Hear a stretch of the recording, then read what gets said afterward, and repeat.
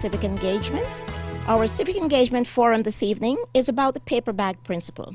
We have a number of high school students here who are going to talk about what does this book means to them in the 21st century. The book, Dr. Audrey Kerr, who is the author of this book, stated that she had three objectives in writing this book. One, to record lore related to the paper bag principle, which is a set of attitudes that granted blacks with light skin higher status in the community who had darker skin. Two was to investigate the impact of this principle and what it had on the development of black community consciousness. And three, to link this material to power that results from proximity to whiteness. The students are mainly juniors. There are a couple of seniors, I think. And tonight they're going to share their perspective on this book, their perspectives on this book, and what, if anything, it means to them in 2014. Now, our moderator is Professor Antoinette Brim, and many of you might recall she was with us last year. And as you watch this program, you will also see on your screen a web link where you can find a more extensive summary of this book, as well as an interview with Professor Carr done by Enola Aird a few months ago. And so now I will hand it over to Professor Brim. And thank you again for joining us and for moderating this forum. Thank you for having me. I'm really excited to have this opportunity to spend with you talking about this book that I found profoundly interesting. But before we begin our conversation, please introduce yourself to the audience. I'm going to begin with you. My name is Alice Ova, and I am a junior at West Haven High School. My name is Nazir Johnson, and I am a junior at ESUMS. My name is Jesus Yanez, and I'm a current junior at West Haven High School. My name is Adia Kane, and I am a current junior at ESUMS High School. My name is Asia Reese, and I am a current junior at Career High School. My name is Jaslyn Ocasio, and I'm a senior at Wilbur-Cross High School. Hello, I'm Shannon Burris. I'm a senior at Hampden High School. My name is Imani Canton, and I am a senior at Hampden High School. Wonderful. Thank you all for agreeing to be here. So for people who may not be familiar with the book, much less the paper bag principle itself, give me a brief description of what it is. What is the paper bag principle? Go ahead. It's mainly something that people used a lot to grant permission or denial to certain people of certain skin shades when it came to certain opportunities, whether it be parties or even educational opportunities that they should all be entitled to. That's a very good description. You want to add something to that? Yes, it's a boundary line that really keeps others from doing what they would like to do, and it separates people of the same community based on who's lighter or who looks better compared to who's darker, and it's an unfair way of turning people in the same community and of the same race against each other. Going off of that, it's basically a racism within a race. So basically, after fighting for their freedom, after fighting for their rights, blacks still consider, especially darker blacks, still consider themselves inferior to lighter toned, lighter skinned black. So it's kind of like a racism within their culture that they're still oppressing themselves, even though they've fought so hard to get out of that oppression. They're kind of still in that mindset, and it's very hard for them to think otherwise because their community and things that they've experienced kind of keep them going backwards in history when they should really be focused on improving and going forward in history and trying not to stay oppressed and not accepting that they're inferior when they're not. Okay, so it's basically a scale, you know, I mean, I think it was ingenious that she actually chose to use a paper bag for the cover of the book. Did you find yourself kind of maybe laying your hand on the book? Yeah, I kind of did that. And then when I read the pages, too, about the blue vein test, did anybody pop their wrist over and kind of look at it? How did that make you feel? Yes. I immediately felt like I would not have been accepted in society at that time, seeing as how I am a lot darker than the paper bag, and that my veins aren't really, when they're visible, they're not blue at all. They're really like, just like a really dark brown, the same color of my skin.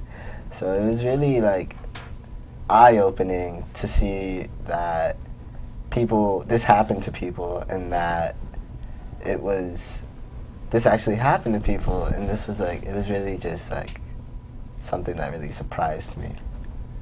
Yes. I feel like it's a very disgusting way to measure the self-worth of a person when a person really isn't just their skin color. There's something so much more. A human being is so complex and their thoughts are so complex that you can't really understand someone just from their skin color, and that a person is really just so much more than what is defined by their skin color and where they're born. So. Yes. It was one of the most immediate reactions that you could have, and connections that you can have to history, actually, because you weren't really there. You can learn about slavery all you want, but when you can take a paper bag that's been here for how many decades now and put your hand up against it and know directly that if you were somewhere at a different point in time, that this would determine whether or not you could get something or whether or not you're going to be discriminated against by the people who you can very easily be related to. Now that's interesting, because we all know there are variations of hue even within a family. And I think that's mentioned in the book, where one young woman says, my brothers were light complected, but I was a brown girl. And immediately I could feel even the separation and the dislocation within the family. What were you going to add? I would like to say that the idea about the brown paper bag was very intimidating to me, because I'm the darkest of my immediate family. So being that my sister and I, like, we're so close, but a brown paper bag would separate us, and she'll have more advantages than me because she's closer to white. And my mother is light skinned, so it would be very intimidating to me to know that if that was us during that time in society, that I wouldn't be accepted because of the color of my skin, and that does not define me. Yeah, and like if I were to do the brown paper, like the paper bag principle or the paper bag test, I would pass. But I don't think I wouldn't feel comfortable with that. I wouldn't feel comfortable separating myself based on the color of my skin or subjecting myself like that, because it's just not fair. So as someone who would pass the test, I don't think it's appropriate or something that should still be going on, and I wouldn't agree with it at all. You'd wonder, what do I do with this privilege? Yeah, exactly. You wouldn't really know what to do with it. As much of a burden as it might be a blessing. It could be as much a burden. So as you were looking through the book and looking at some of the pictures, what most surprised you? Yes. What surprised me was the picture of the dark black woman with the white around her lips, or rather it was red, and how she would only be able to get her hair straightened if she read a scary book. That also connects me to the movie Bamboozled, where they made all the black people go on shows, like the white men will hire black people to go on shows and paint their face black and turn their lips red, like basically making a picture of a black person, a darker black person, and that's how we were viewed. Well, darker people were viewed as black, really dark, and red lips, and it just surprised me how still, like, black women, they were still discriminated against, whether they were dark or light. When you're talking about that particular cartoon, and she's sitting there and she's reading the scary book, I think someone was saying earlier that she almost looked kind of animal-like. Yeah. I noticed that. So it was the depiction of I guess this black woman being almost subhuman.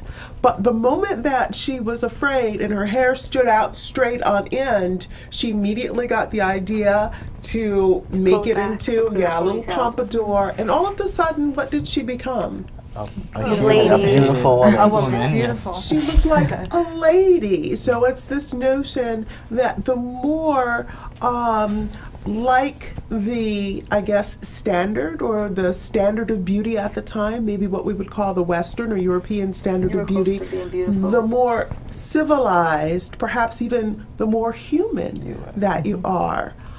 Yes. Yes, you asked what was most interesting, and actually I was looking at the interview with Dr.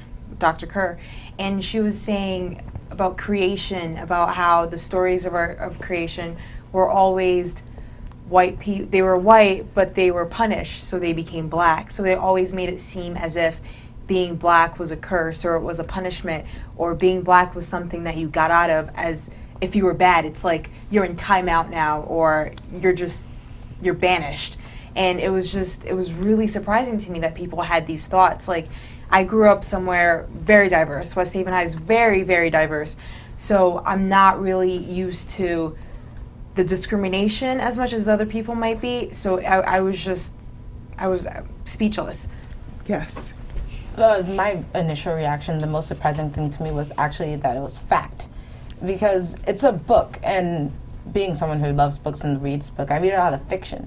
And the thing is, like, it had a vibe of book that was more fiction, that was more something that made up in this other world. But you look back at history. My dad's in his 60s, so this would be something that he'd had to endure when he was a child. He didn't grow up in America, of course, but that's besides the point. So the fact that it was real in itself and that this happened to people was the hardest thing to What swallow do they for me. say? Sometimes fact is stranger than fiction? Yes. I can't say that I was surprised at the pictures in the book because, well, for example, the two girls won the most prettiest in the Howard, I guess it was a yearbook, because they were lighter skinned and had the longer, straighter hair. I guess I'm not surprised because it's kind of like that today. I know that boys tend to go towards the lighter skinned girls with the longer hair, or if they can't, let's say they might want to get a white girl, but they might not be able to, so they'll go next to maybe a Puerto Rican or a girl that has longer hair. You know, the black person would be on the bottom last. So that's what I wasn't quite surprised that they won the most prettiest because they were lighter skinned and closer to the hue of a white person.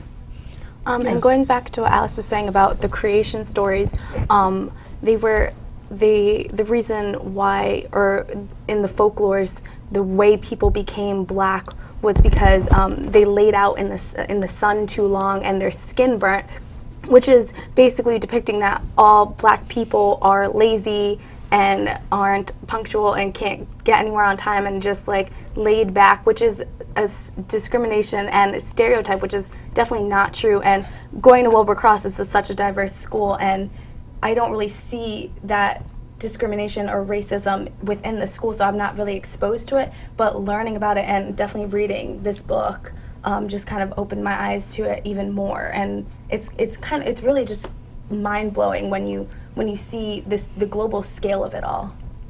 So I'm really happy to hear that a lot of you feel that it's distant from you, that you go to. You don't feel it's distant from you? No. Talk to me. I've had immediate experiences when people are like questioning why I'm actually in the place that I am. I've been to several programs where I was, if not the only minority, one of the only minorities.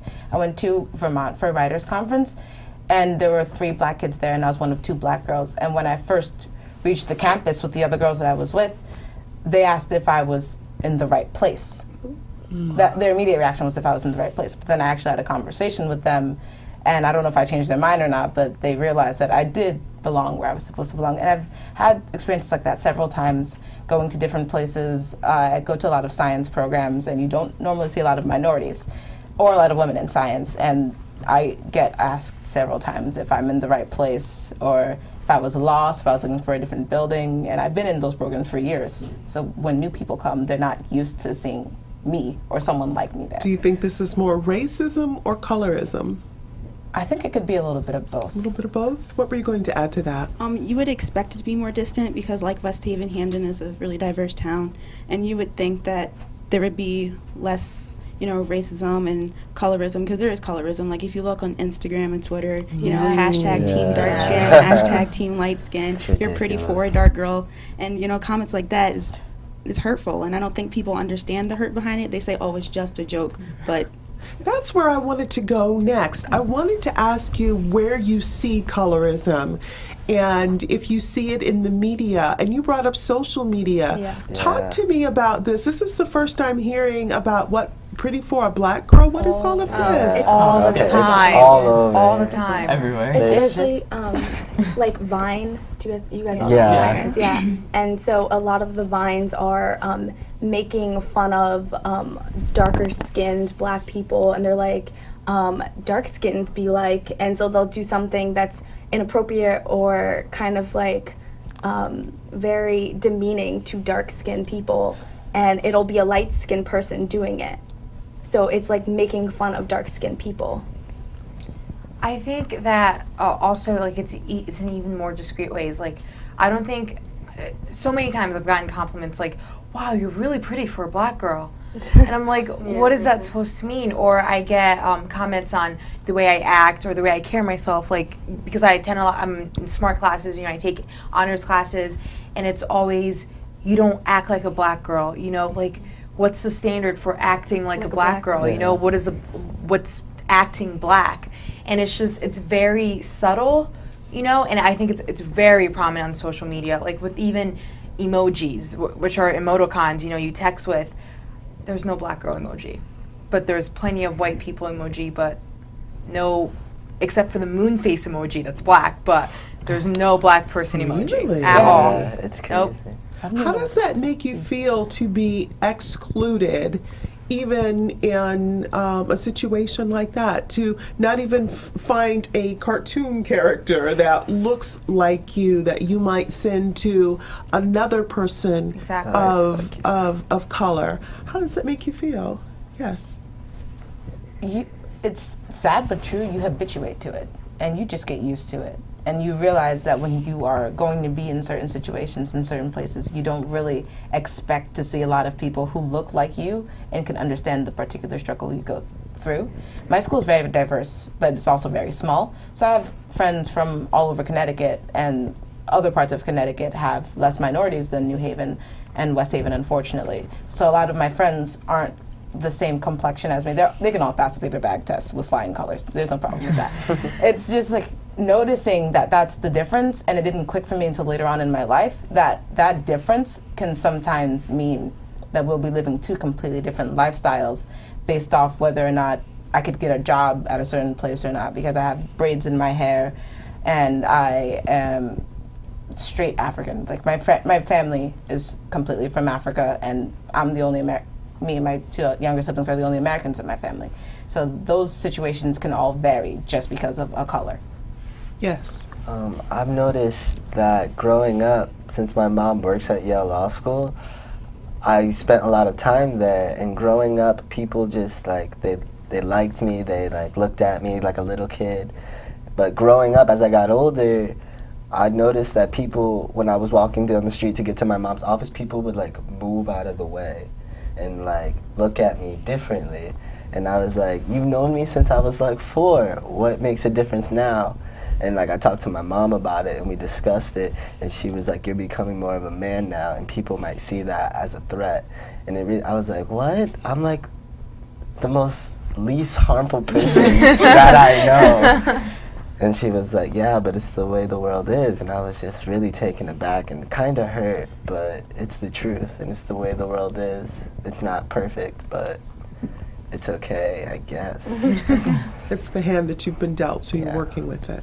Yes. If I had to say where I see the most colorism is in my own personal life, because growing up in a family where on my father's side, I was the only girl and I was the lightest.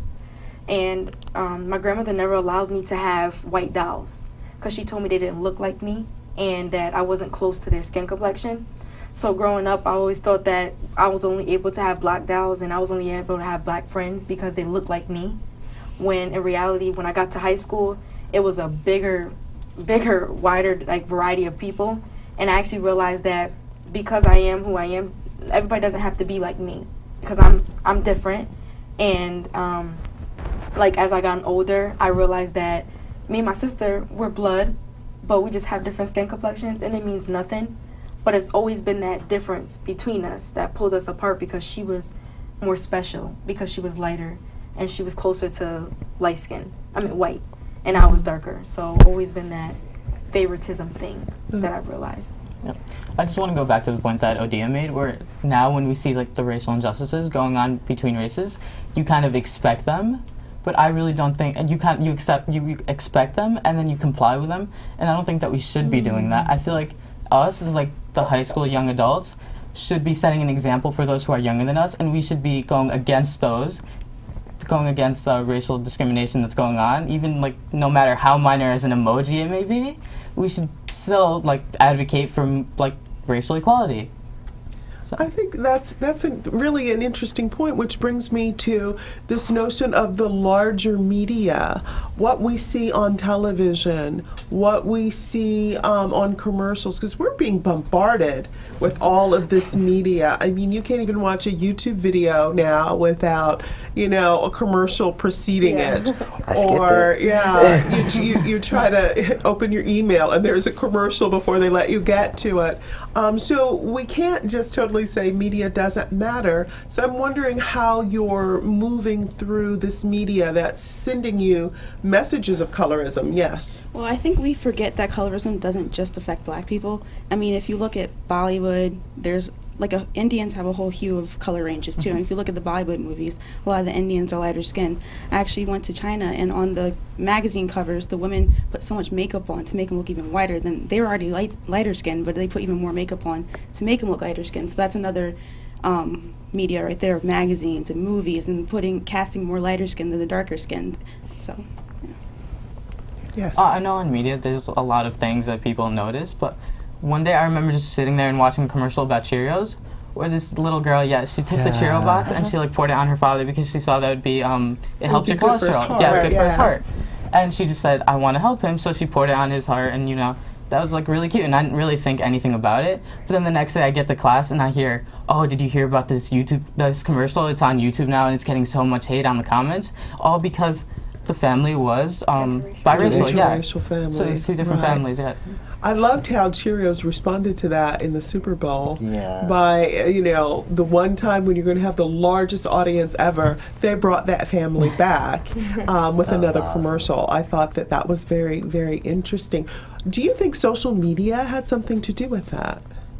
With the with them responding by saying, no, we're going to support this family and this notion, as fictional as it is, but still representative of America. Do you think social media had something to do with that? I think definitely. Like in my AP government class, we talk about media being the fourth branch of government, and if you think about it, it really is media affects everything that we do, whether we want to believe it or not. And with that commercial specifically, I think they felt like they had to approach in a way that would not hurt minorities and that would not also hurt the majority. So I think by bringing that family back, they were making a statement that this is not a big issue, because if we look at it in a couple years and decades, there's going to be more interracial families anyway.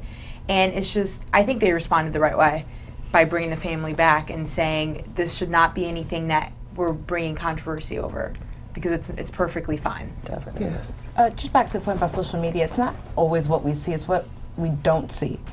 And we don't see a lot of people who are of darker complexions getting many jobs. And if they do, there's so much hate on them, it's actually ridiculous. The woman who played Precious, Gabourey Sidibe, I think I pronounced her name right. Yes. She has received some of the worst hate for no apparent reason. She was a great actress for her first movie, and she works really hard for what she has to deal with. And she has to have such thick skin and such confidence being herself in order to approach people and deal with certain comments. And she says it took her years to build up that confidence in the public eye, because there were times where she wasn't even acknowledged. And I think it was Versace who mixed up Idris Elba for Alfre Woodward for Idris Elba because of their skin. They just have this common notion or stereotype that all black people look the same. They're a man and a woman, so that was besides the case. That was a little interesting. It's interesting to me that you bring up Gabourey Sidibe. She did a fabulous, fabulous job in Precious. Have you seen her in anything since? She's in American Horror Story Coven. Yes, she's in that? Okay, and then she had one other... where she was playing a stereotypical black woman who liked chicken and yelled a lot and screamed. Yes, and that type of thing. And I think that too is a form of colorism, correct? Yeah. That a darker complected woman, you know, of a certain size is going to act a certain way.